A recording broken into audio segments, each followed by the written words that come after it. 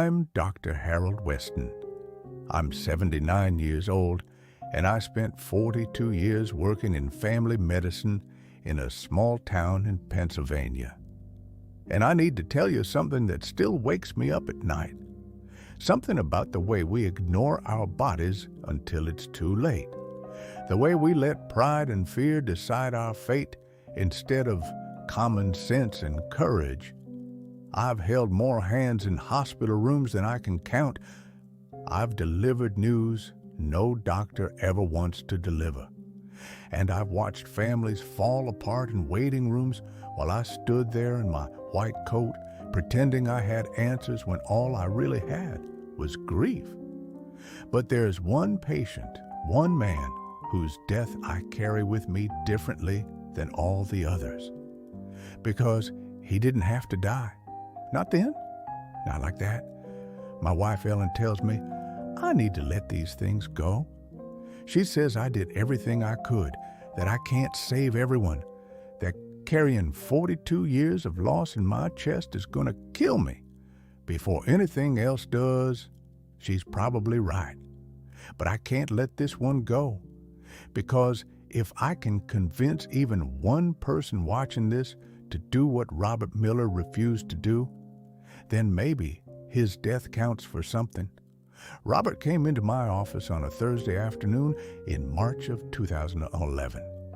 I remember because it was the week of my granddaughter's birthday, and I had left her party early to catch up on paperwork.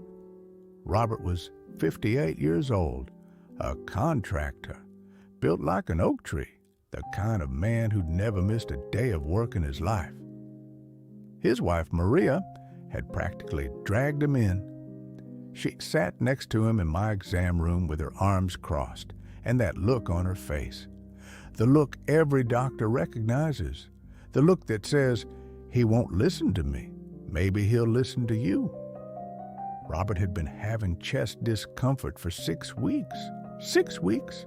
He called it indigestion. He said it came and went, usually after he ate, sometimes when he was working, sometimes when he was just sitting in his recliner watching television. He said it felt like pressure, like someone was pressing down on his sternum with their palm. It radiated to his jaw sometimes, to his left shoulder. He was sweating more than usual. He felt tired, bone tired, the kind of tired that sleep doesn't fix. I looked at Maria. She looked at me. We both knew. I ran an EKG right there in the office. It showed some abnormalities. Nothing screaming emergency, but enough to make my stomach drop. I told Robert I wanted him to see a cardiologist immediately. I used the word immediately 3 times. I told him this could be his heart. I told him that chest pressure radiating to the jaw and shoulder is not indigestion. It's your heart begging you to pay attention. I told him that 6 weeks is 6 weeks too long to ignore this. He looked at me and said, "Doc, I don't have time for this right now. I'm in the middle of 3 jobs. I've got crews depending on me. I'll schedule something for next month when things slow down." I have heard some version of that sentence from patients 1,000 times. I don't have time. As if time is something we own, as if we get to decide when our bodies stop cooperating with our schedules. I pushed harder. I told him I could get him in with a cardiologist that week. I told him that whatever he was building could wait, but his heart might not. Maria was nodding next to him, tears in her eyes, saying, "Robert, please." And he looked at both of us like we were overreacting, like we were being dramatic. He said, "I feel fine right now. It's probably stress. I'll take some Tums and see how it goes." He shook my hand. He walked out of my office, and I let him. That's the part I can't forgive myself for. I let him walk out. I should have called an ambulance. I should have refused to let him leave. But you can't force a grown man to save his own life. You can warn him, you can beg him, but you cannot make him listen. 3 days later, Sunday morning, Robert collapsed in his driveway while getting the newspaper. Massive heart attack. By the time the ambulance got him to the hospital, he had been without oxygen for too long. They did everything they could. He died that afternoon with Maria holding his hand and his 2 daughters sobbing in chairs by the window. I went to the funeral. I stood in the back.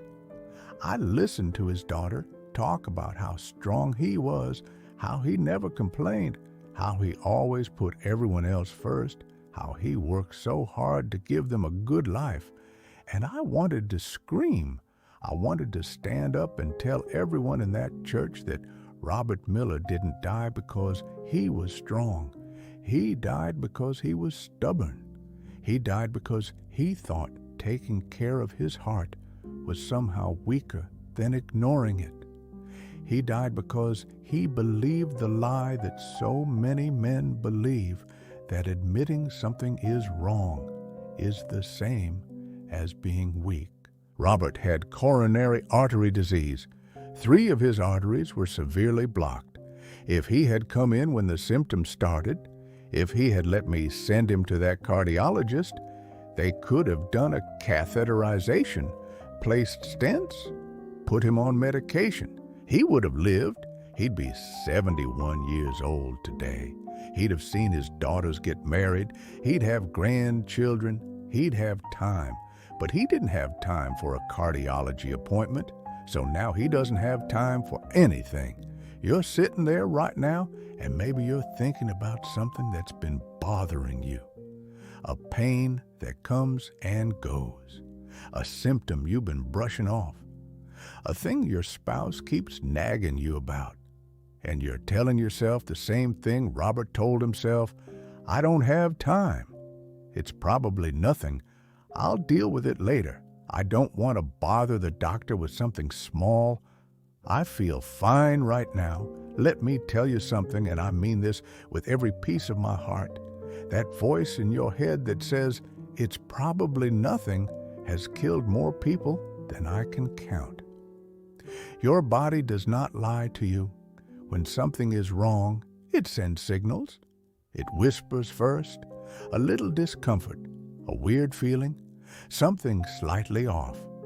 And if you ignore the whisper, it speaks louder. And if you ignore that, it starts shouting, and by the time it's screaming, you're in an ambulance, or you're in my office, or you're in a grave. Robert's body whispered for 6 weeks. Chest pressure, jaw pain, fatigue, sweating, every single symptom on the textbook list for heart disease. His body was shouting at him.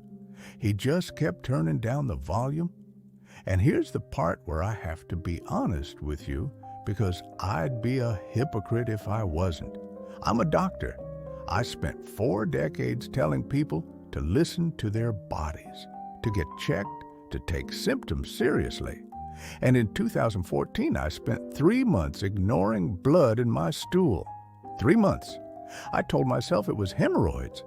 I told myself it was something I ate. I told myself I was too busy.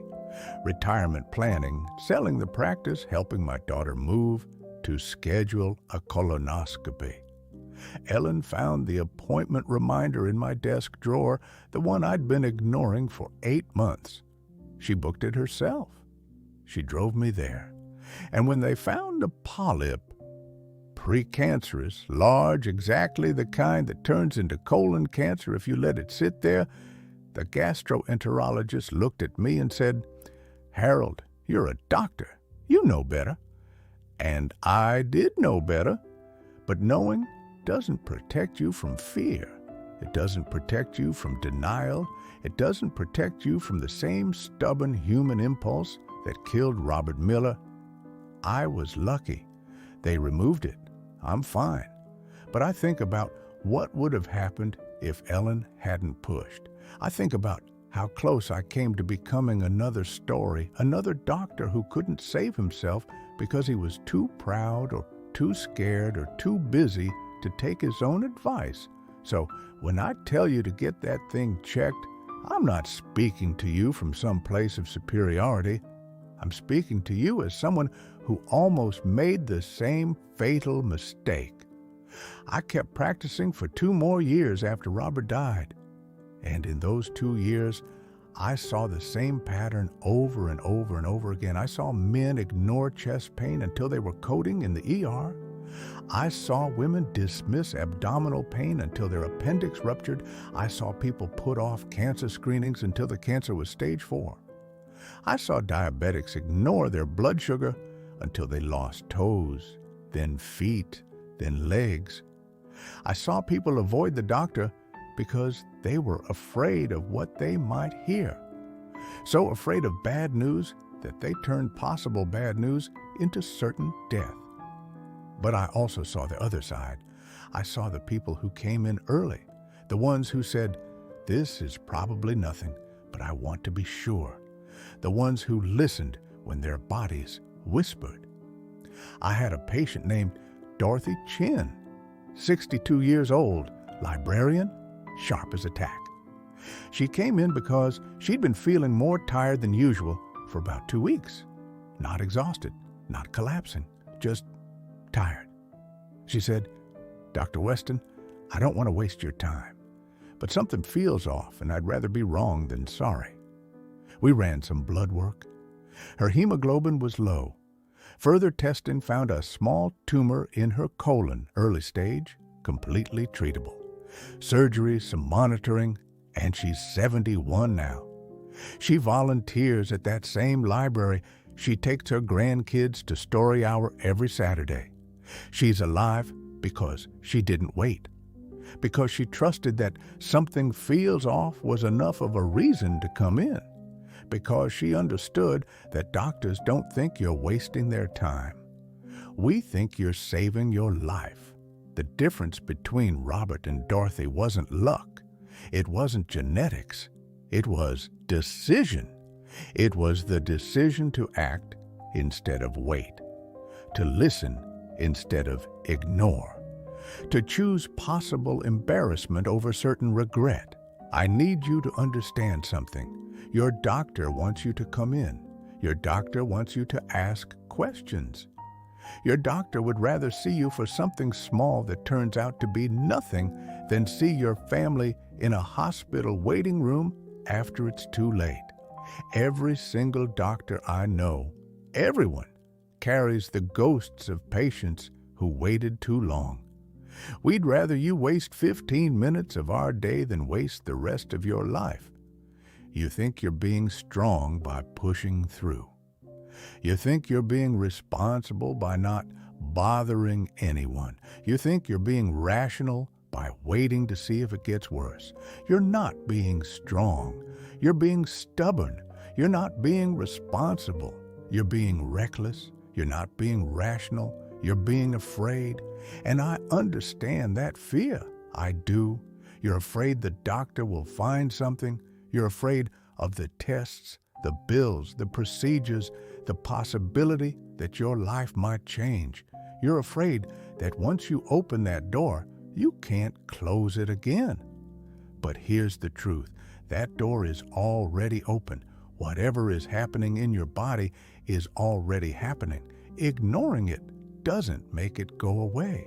It just makes it worse. It just gives it time to grow, to spread, to become the thing that kills you instead of the thing that could have been treated. Robert Miller was afraid. He was afraid of what I might find. He was afraid of being weak.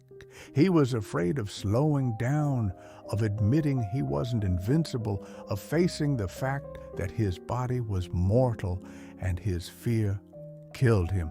I'm 79 years old. I've had my own scares. I've buried colleagues, friends, patients I loved. I've watched my wife age, and I've aged right alongside her. And I know that none of us are getting out of this alive.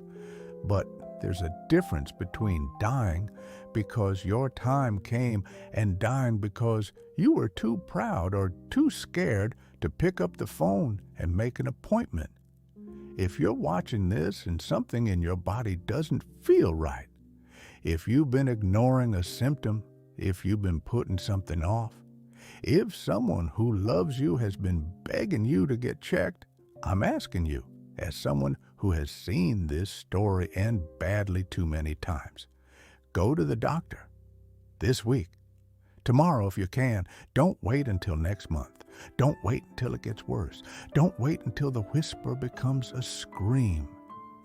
Do it for Maria, who sat alone in a house that was too quiet after Robert died. Do it for the people who love you and can't imagine their lives without you. Do it for your future self, the one who wants more time, more mornings, more ordinary, unremarkable days. And if you can't do it for them, do it for Robert. Do it because he can't. I made this channel because I have more stories like this, stories I need to tell while I still can. If this one meant something to you, share it with someone who needs to hear it. Subscribe if you want me to keep talking. I'm running out of time to tell these stories. But you're not out of time yet. Not yet. Go make the appointment. Robert would have given anything for one more chance to make that choice. Don't waste yours.